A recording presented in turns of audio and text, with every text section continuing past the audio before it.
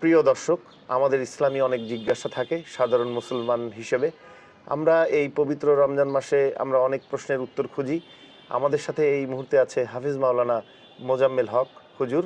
হুজুর, আপনাকে অসংখ্য ধন্যবাদ আমাদের সাথে এসে উপস্থিত হবার জন্য। আজকে আপনার কাছে আমরা বেশ কিছু ইসলামিক প্রশ্ন জিজ্ঞাসা করব এবং উত্তর পাবো। প্রথমেই জানতে চাই, আপনি কেমন আছেন? আলহামদুলিল্লাহ। আপনি কেমন আছেন? জি আলহামদুলিল্লাহ, আমিও ভালো আছি। আরেকটা প্রশ্ন, আপনি কোথায় কর্মরত আছেন এই মুহূর্তে? আলহামদুলিল্লাহ, আমি আর রাহাইক হিফজুল কোরআন একাডেমি কদমতলী, ওখানেই আছি প্রিন্সিপাল দায়িত্ব হিসাবে। বাহ, মাশাআল্লাহ। হুজুর, প্রথমেই আপনার কাছে আমি যে প্রশ্নটি করতে চাই, আল্লাহ তাআলা রোজাকে কেন ফরজ করলেন, যদি একটু বুঝিয়ে বলতেন। ধন্যবাদ। আউযু বিল্লাহি মিনাশ শাইতানির রাজীম। বিসমিল্লাহির রহমানির রহিম। يا أيها الذين آمنوا كتب عليكم الصيام كما كتب على الذين من قبلكم لعلكم تتقون।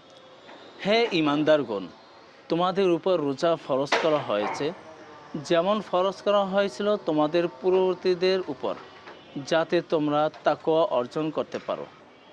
রোজা আমাদেরকে তাকওয়া শিক্ষা দেয়। লাআল্লাকুম তাত্তাকুন। হযরত ওমর রাদিয়াল্লাহু তাআলা আনহুর সময় একটি ঘটনা আছে, সুন্দর একটি ঘটনা। একজন মা তার মেয়ের সাথে দুধ নিয়ে কথা বলতেছিলেন। পাশেই ছিলেন হযরত ওমর রাদিয়াল্লাহু তাআলা আনহু, ঘরের বাইরে কথাগুলো শুনতেছিলেন। মা বললেন, দুধের ভিতর একটু পানি দিয়ে দাও।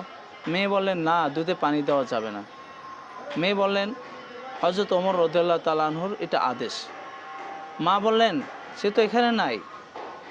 মেয়ে বললেন, না, আমাদেরকে আল্লাহ রাব্বুল আলামিন দেখতেছেন। তখন মা এবং মেয়ের কথা যখন শুনলেন, তখন হযরত ওমর রাদিয়াল্লাহু তাআলা আনহু পাশে বসে এই কথাগুলো শুনলেন। পরবর্তীতে তাদেরকে ডেকে এনে সব কিছু বললেন, তোমরা গত রাত্রে যেই কথা বলেছ আমি তা শুনেছি, এবং আপনার মেয়েকে আমার ছেলের জন্য বিবাহের প্রস্তাব দিচ্ছি। তখন মেয়ের মা খুশি হয়ে তার মেয়েকে তার ছেলের কাছে বিবাহ দিলেন। একমাত্র উদ্দেশ্য ছিল আল্লাহকে ভয় করা, তাকওয়া অর্জনের কারণে এই জিনিসটা হয়েছে। রমজান মাস এসেছে, আমরা এরকমভাবে তাকওয়া অর্জন করতে পারি। রমজান মাস এসেছে, সমস্ত খারাপি থেকে আমরা বিরত থেকে আমরা রমজানকে উপলব্ধ করি, সুন্দরভাবে রোজা রাখতে পারি, সেই তৌফিক দান করেন। সম্মানিত হুজুর, আল্লাহ তাআলা বলেছেন একজন রোজাদারের রোজার প্রতিদান আল্লাহ নিজ হাতে দেবেন। এ ব্যাপারে যদি কিছু বুঝিয়ে বলতেন। কুল্লু আমালি বিনি আদম লাহু ইল্লা লিসিয়ামি ফাইন্নাহু লি ওয়া আনা আজজি বিহি। আদম সন্তানের প্রতিটি আমল তার নিজের জন্য, কিন্তু রোজার ব্যতিক্রম, তা একমাত্র আমার জন্য, আর আমি এর প্রতিদান দেব। বুখারী শরীফ 1904 নম্বর হাদিস। এখানে একটি গল্প না বললেই নয়।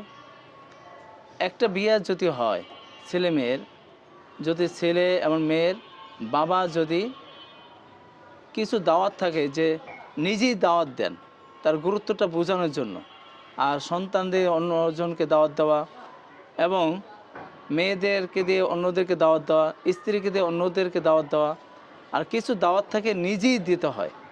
আল্লাহ রাব্বুল আলামিন নিজেই এই পুরস্কারটা নিজে হাতেই দেবেন। এই জন্য এর গুরুত্বটা বেশি বুঝিয়েছেন। আল্লাহ রাব্বুল আলামিন নিজ হাতে পুরস্কার দেবেন যারা রোজা রাখবেন তাদের জন্য। বাহ, চমৎকার উদাহরণ। হুজুর, আপনার কাছে আরেকটি বিষয় জানতে চাই, রোজাদাররা জান্নাতে কোন দরজা দিয়ে প্রবেশ করবেন? ধন্যবাদ। ইন্না ফিল জান্নাতি বাবাই ইউকালু লাহুর রায়্যান আস-সাইমুনা। অর্থাৎ জান্নাতে রায়্যান নামে একটি দরজা আছে। কিয়ামতের দিন রোজাদার সেই দরজা দিয়ে প্রবেশ করবে। বুখারী শরীফ 1896 হাদিসে নবী করিম সাল্লাল্লাহু আলাইহি সাল্লাম ইরশাদ করেছেন। সম্মানিত মহতারাম, আমরা আরেকটা বিষয় জানতে চাই। আমরা অনেক সাধারণ মুসলমান যে বিষয়টি জানতে চাই, যে রোজা রাখা অবস্থায় ইনহেলার ব্যবহার করা যাবে কিনা। কারণ এটা নিয়ে অনেকেই বেশ কনফিউজড থাকেন যে ইনহেলার ইউজ করলে রোজা ভেঙে যায় কিনা। যদি এই বিষয়ে কিছুটা বলতেন। আলহামদুলিল্লাহ, অনেক আলেমদের মতে ইনহালার ব্যবহার করা জায়েজ নেই, আবার অনেক আলেমদের মতে ইনহালার ব্যবহার করা জায়েজ আছে। এখন আপনার যদি রোজা রাখার অবস্থায় যদি খুবই কষ্ট হয় তাহলে আপনি ব্যবহার করেন, আর যদি একেবারে কষ্ট না হয় ব্যবহার না করলেই ভালো। এটা কি হারাম নাকি ব্যবহার করলে? একজন যদি খুব আহ, মানে রোজাতে অসুস্থ হয়ে ব্যবহার করেন তাহলে এটা কি হারাম? ইনহেলার ব্যবহারটা কি হারাম? এটা না করলে ভালো, যদি একেবারেই জানের ক্ষতি হয়ে যায় করা। যদি সে অসুস্থ হয়ে যায়, আমাদের এই পবিত্র মাহে রমজানে একজন মুসলমান যদি তার কাজ না থাকে, বাড়িতে থাকেন, তাহলে সে কিভাবে তার দিনটা অতিবাহিত করবেন? আলহামদুলিল্লাহ, ধন্যবাদ আপনাকে। আমাদের পূর্বপুরুষ যারা রোজা রেখেছেন, যারা আমাদেরকে দাওয়াত দিয়েছেন, তারা সারা দিন ইবাদতের ভিতরে একটা রুটিন করে নিয়েছেন। এমনও আলেম ছিলেন যারা একেবারে সকালে একটু ঘুমাইতেন, 8টা-9টা পর্যন্ত তাদের একটা টাইম ছিল। সারাক্ষণ তারা একবার জোহর পর্যন্ত তারা কোরআনের মাধ্যমে, তেলাওয়াতের মাধ্যমে, তারপরে নফল নামাজের মাধ্যমে, আবার জোহরের পর আবার আসর পর্যন্ত কোরআন তেলাওয়াত। আমরা রোজা রাখতে পারি আমাদের যেরকম পূর্বপুরুষ আলেম ওলামা হক্কানি আলেম যারা আছেন তাদের ফলো করতে হবে। তারা রোজার মাস কীভাবে কাটিয়েছেন? তারা রোজার মাস কাটিয়েছেন এইভাবে, ইফতারি করে তারা তারাবির জন্য প্রস্তুত নিয়েছেন, তারা খতম তারাবি পড়েছেন। কোনো আলেম তারা 2 খতম 3 খতম তারা তারাবিতে শেষ করেছে। অনেক আলেম আছেন তারা তাহাজ্জুদে তারা 1 খতম 2 খতম তারা করেছে। এইভাবে তারা কোরআনের মাধ্যমে রাত্রি যাপন করেছে। আবার দিন এভাবে অতিবাহিত করেছেন। তারা সকালবেলা 2 ঘন্টা ঘুমিয়েছেন, তারপরে কোরআন তেলাওয়াত করেছেন জোহর পর্যন্ত, অন্য ইবাদত করেছেন, আবার আসর পর্যন্ত কোরআন তেলাওয়াত করেছেন। এইভাবে করে তারা দিনটাও পার করেছে। রোজা আমাদেরকে এই শিক্ষাই দেয় যে আমরা কিভাবে ভালো হইতে পারি, আল্লাহকে খুশি করতে পারি। আবার রোজা রাখলাম, নামাজ পড়লাম না, এটা যাতে আমাদের না হয়, এই প্রতি আমাদের খুব যত্নবান হতে হবে। ধন্যবাদ আপনাকে। সম্মানিত মোহতারাম, আমরা রোজা রেখে কিছু ইসলামিক প্রশ্ন আপনার কাছ থেকে প্রশ্নের উত্তর শুনলাম, কিছু ইসলামিক প্রশ্ন করলাম। পরিশেষে আমাদের সবার জন্য যদি আপনি একটু দোয়া করতেন।